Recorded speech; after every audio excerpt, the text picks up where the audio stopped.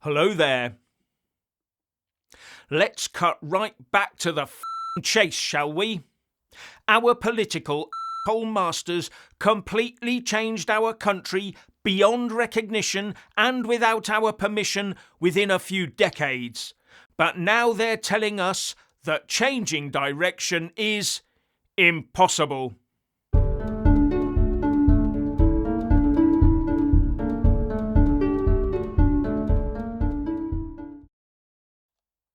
Our WEF and UN-inspired political overlords, because that is what we have let them become, decided a few decades ago that their task was to destroy the UK and internationalise it. They knew the British people would not like that one single bit. So they set about changing the country, utilising every single underhanded trick they could find and every psychological button they could press. With the last lever in the control shed being to call everyone racist until we complied. We can all see that now. But they have now gone beyond that and are openly employing the law, using the police and the courts to enforce this madness via the two-tier system we experience every single day. From the police, to the courts, to education, to benefits, to employment, and even access to healthcare. How soon before it's troops on the streets? And this is when we realise that having a relatively small army might be a good thing. But I do doubt that Brit soldiers would fire on their own people anyway. But a large number of ideologically different people might be quite happy to do so, if given the royal go-ahead, mightn't they? And right now Keir Starmer is telling us all, as the Labour Party conference commences in Liverpool, that not complying with his internationalist agenda is racist. He is not changing his stance one iota. He is telling everyone who waves a UK flag and wants our borders controlled exactly what he thinks of you. From The Independent. Labour turned its fire on reform on the first day of its annual conference, branding the party's policies racist and warning Nigel Farage as Prime Minister would create a cultural wasteland in Britain. Sir Keir Starmer accused Mr Farage of peddling an immoral policy after the Reform UK leader pledged to scrap settled status for all non-EU migrants, a move which would threaten with deportation those who have been granted indefinite leave to remain. And further, Starmer's Culture Secretary Lisa Nandy said that Reform UK was trying to redefine what it means to be British in a narrow way. Something she said would destroy Britain's cultural landscape.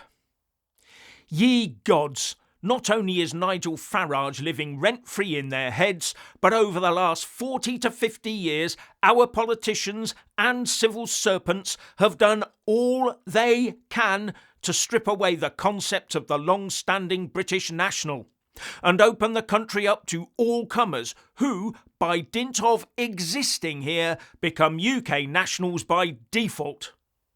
To now say that trying to address all the societal problems this has caused by reversing those hugely damaging open borders policies is somehow immoral and redefining what it is to be British is an epic and grotesque travesty of the truth.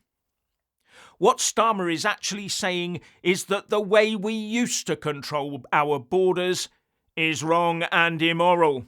That's what he's really saying. And he wants to make it impossible to change back. Starmer and Nandy are part of the anti-UK elite who have decided that the concept of the United Kingdom, let alone a UK citizen, is an historical aberration that must be eliminated and replaced with an internationalist, non-cohesive set of ever-changing cultures that will forever be divided. Hence the massive anti-UK and English flag propaganda push. If they had their way, our national flags would be outlawed. Be in no doubt about that at all. Now a very quick interjection. Most of you watching right now aren't subscribed, so here's what you need to do after liking this video. Press the subscribe button, then hit the little bell and select all. That way you'll get every single video the moment it's released, and if you don't, you're going to miss what's coming. Then there's Starmer and Nandy talking about anything that changes what they're pushing on us will turn the UK into a cultural wasteland. It would threaten arts and culture up and down the country, they claim.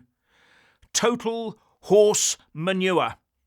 What they mean is that it would damage the chances of other cultures being forced on us by sheer numbers to strip our traditional culture and way of life away from us.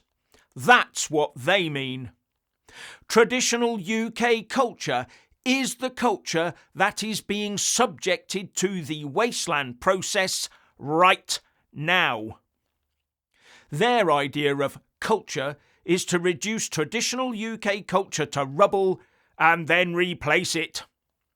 UK heroes through the ages must be cancelled, and anything of our history must be expunged as far as they're concerned, so as to force us to assimilate into their grand new world order, without ever asking us or putting it to a proper open vote, because they know if they did that, they would be out on their ears. And now that the UK populace is waking up to this terrifying internationalist prospect, they will be out on their ear. But they will do all they can in the meantime to try and bake and hardwire their plans into the political structure of this country. They saw the turnout on the 13th of September at Tommy Robinson's Freedom of Speech Unite the Kingdom rally, and they know their days are numbered. And their response is to gaslight us and lie about suddenly becoming patriotic, with Starmer saying things like, "We should fly our nation's flags."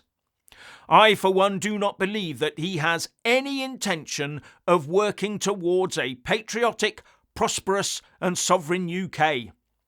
So as far as I'm concerned, all he is doing is appeasing the patriots for the moment, until he can sew his digital ID control grid up around them. I suspect the only flags Starmer enjoys waving are the red flag and the EU flag. And all this sudden recent guff from the Home Secretary Shabana Mahmood about migrants having to show how they contribute to society before they can settle permanently here is just more gaslighting. Because if you can't deport people because of activist judges, then they are here permanently anyway. It's not up to her who, on paper, gets indefinite leave to remain. It is up to the judiciary that slavishly follows the ECHR that decides who, de facto, gets indefinite leave to remain. Can you really see a Labour government starting a mass removal programme for visa overstayers?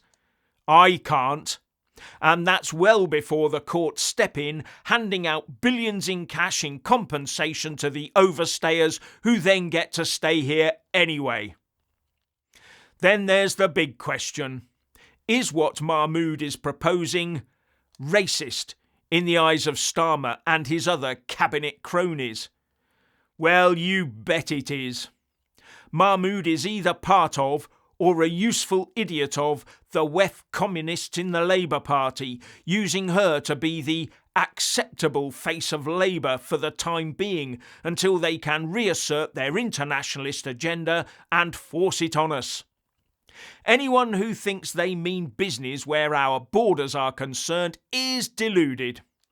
Anyone who thinks UK culture is safe in Labour's hands is deluded. And then look at the Labour corruption. As bad as, if not worse than, that of the Tories.